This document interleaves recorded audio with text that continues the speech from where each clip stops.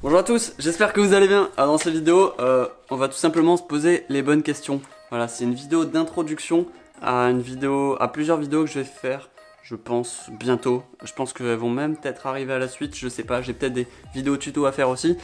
On va voir, mais voilà, c'est une vidéo un peu préparation pour se poser les bonnes questions pour acheter du matos. Donc cette vidéo est plutôt pour les débutants, mais on va voir que c'est aussi pour les intermédiaires, surtout les vidéos d'après, où on se posera des bonnes questions sur quel composant acheter ou quoi.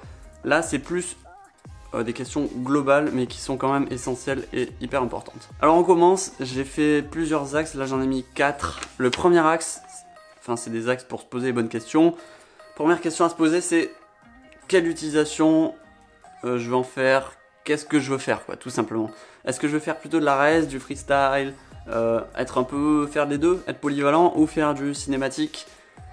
Voilà, ça dépend vraiment de vous, mais c'est vraiment une question de base. C'est peut-être bête à se poser, mais c'est hyper important pour la suite, quoi. Parce que si déjà vous n'êtes pas sûr de ce que vous voulez au départ, ce que vous allez faire à la fin va peut-être pas vous plaire, quoi. Ok, le deuxième axe, hyper important, c'est, vous savez tous ce que c'est le budget. Les moyens que vous avez en fait, ça va définir un peu ce que vous pouvez viser comme composants et la quantité des composants, tout simplement. Ou même la pratique, parce que pour faire du long range, si vous avez un budget de 300 €, ça va être compliqué, hein, ça va être compliqué. Mais là, c'est vrai que je vais vous parler essentiellement des composants, surtout dans les vidéos qui vont venir, je vais surtout vous parler des composants du quad. Voilà, je vais pas parler du masque et tout. Mais là, je peux en parler vite fait. Pour ce qui est lunettes et radiocommande, déjà, radiocommande, je vous conseille soit la X9D ou la QX7. Si vous avez un petit budget, posez pas de questions, c'est QX7. Elle est très bien, hyper bon rapport qualité-prix. J'en parlerai après du rapport qualité-prix, mais pour moi, c'est ce qu'il y a de plus important pour choisir ces composants en fait. Dès que vous avez choisi votre radiocommande, vous avez besoin aussi d'un masque ou des lunettes. Masque pour les petits budgets, lunettes pour les gros budgets. Après vous faites ce que vous voulez, hein. Vous pouvez acheter un masque même si vous avez beaucoup d'argent, c'est pas un souci, je vous interdis rien. Voilà, avec le budget en fait tu peux définir ta gamme, si t'as un gros budget, hop tu vas pouvoir taper dans les hauts de gamme, c'est un plus petit budget, bah, dans le milieu de gamme ou bas de gamme, même si on va voir que c'est important, je pense que c'est important de mettre de la qualité, suffisamment de qualité, mais à un prix correct. Donc c'est pour ça que le bas de gamme, des fois, c'est pas top, c'est pas top. Moi je dis bas de gamme en fait, pour moi, le bas de gamme, c'est ce qui est pas cher et pas fiable, et enfin pas performant. Le haut de gamme, je dirais que c'est cher et performant, et le milieu de gamme, je dirais que c'est performant et pas trop cher. Voilà, on peut dire ça comme ça. Après, c'est vraiment, vraiment, je grossis le truc, hein. Aussi, il faut se poser la question, voilà, on passe au troisième axe important des questions à se poser, c'est les questions au niveau du matos que vous avez déjà. Si vous démarrez de zéro, voilà, vous avez aucun matos, bah c'est facile, c'est facile, vous pouvez choisir vraiment ce que vous voulez, vous avez aucune contrainte. Par contre, si vous avez déjà du matos, imaginons que vous avez 20 batteries 4S neuves, ça serait un peu bête de construire une machine 6S. Voilà, surtout si vous avez peut-être pas trop d'argent, ou enfin si vous avez 20 batteries, c'est quand même que vous avez un peu d'argent. Mais voilà, vous m'avez compris où je veux en venir.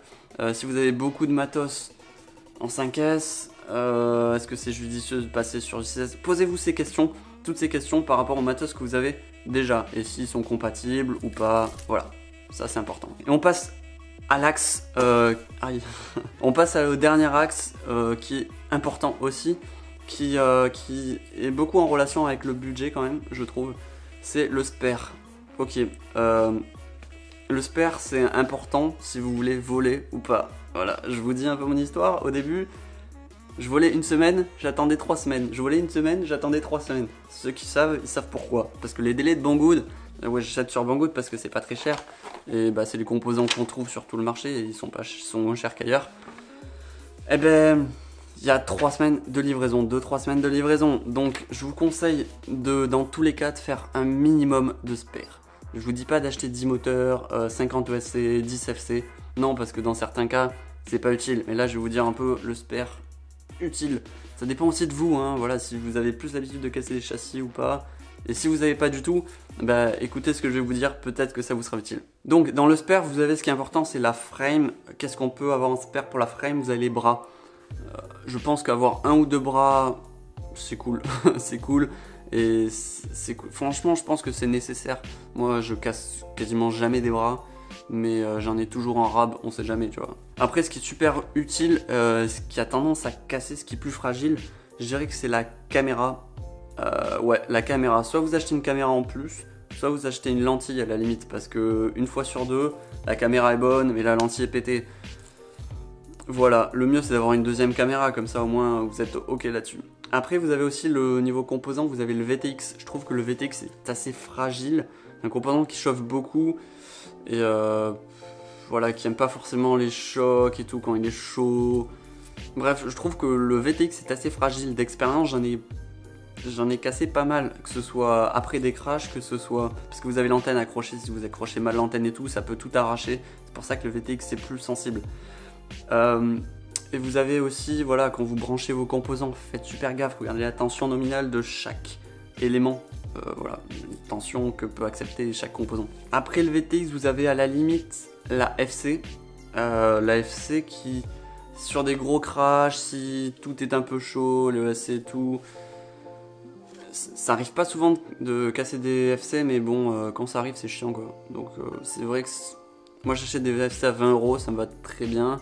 Après, c'est à vous de voir selon ce que vous avez besoin. Mais si vous volez sur Revolt et tout, c'est vrai que avoir des FC en spare, c'est un peu chaud quoi. Après, on passe à l'ESC. L'ESC, c'est hyper intéressant parce que vous avez le choix entre les ESC 4 en 1, ce que j'ai là-dessus. C'est ESC 4 en 1, c'est sur une carte, sur une stack. Et ou sinon, vous avez le choix des ESC sur les bras. Alors, pourquoi choisir des ESC 4 en 1? Pourquoi choisir des ESC indépendants? Ça dépend, tu vois, il y a deux écoles. Franchement, j'aime bien les deux.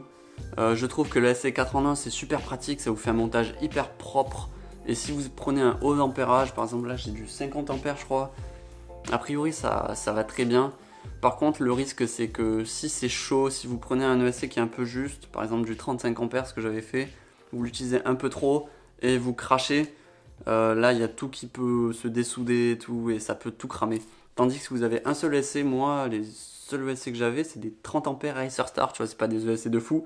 J'en ai cramé 2 je crois sur 3 ans, donc je pense que c'est raisonnable et surtout c'est hyper facile à changer et ça coûte moins cher au final parce que vous avez, quand vous en cramez un, vous n'avez qu'un à changer et pas les 4 complets. Donc voilà, cette vidéo d'introduction est bientôt terminée, d'introduction aux plusieurs vidéos que je vais faire pour monter une machine avec le meilleur rapport qualité-prix dans différentes catégories où justement on échangera, enfin je me poserai des questions sur les composants, pourquoi acheter celui-là et pas un autre. Je pense que ça peut être intéressant, voilà, même si vous achetez pas ces composants que je vous conseillerais, parce que je les connais pas tous, clairement, mais je pense que c'est une... Je vais vous montrer un peu la démarche que j'utilise pour acheter des composants et pour choisir des bons composants. Donc aussi je vous montre la Flex One parce qu'on est vendredi, ouais on est vendredi, là je tourne la vidéo, je vais vite la monter, je vais la mettre ce soir, enfin en fait je parle là, actuellement c'est 3 heures ou 4 heures. Il faut que je la mette pour 6 heures ou bref, quand vous allez voir cette vidéo. Donc là, il y a la Flex One en vente, comme je vous l'ai dit. Il reste des châssis carbone, ça c'est pas de souci, j'en ai en stock. Par contre, du TPU, j'en ai pas en stock. Donc si vous voulez la frame, commandez-la maintenant, ce week-end, avant demain midi. Commandez-la pour que je sache le TPU qu'il me faut. Parce que j'ai fait une commande de TPU. Les commandes de TPU, j'en fais pas tous les jours parce qu'il y a le port à payer en plus. Bref, vous m'avez compris j'espère. Donc si vous voulez une Flex One avec TPU, dites-moi le, remplissez le document que je vous mets juste en description. Et comme ça je vais pouvoir faire un peu de stock et comme ça vous allez pouvoir avoir votre frame le plus rapidement possible. Et oui, je suis encore là, désolé, j'ai un truc important à vous dire. Ouais, important, ouais, on peut dire que c'est important. En fait, c'est pour vous, je compte faire un concours, un jeu concours, enfin, je vous en dirai plus tard. Mais justement, pour m'aider à faire ce concours, n'hésitez pas, enfin, allez, c'est un ordre, hein. Allez sur Utip, je vous mets un lien dans la description, ça permet de m'aider. Pour regarder une vidéo, en fait, c'est une pub, vous la regardez, ça me fait gagner 5 centimes. Si vous regardez 2-3 pubs et vous faites tout ça, tous ceux qui regardent cette vidéo, ça m'aidera énormément pour faire un concours et vous faire des cadeaux de ouf. Donc voilà, tout l'argent récolté là dans la semaine qui arrive, ça sera juste pour ça, juste pour le concours. Voilà, j'espère que vous avez aimé cette vidéo, hein. N'hésitez pas toujours à liker, ça fait super plaisir. Ciao, bye. Putain, c'est la miniature la plus dure que j'ai jamais faite. Impressionnant.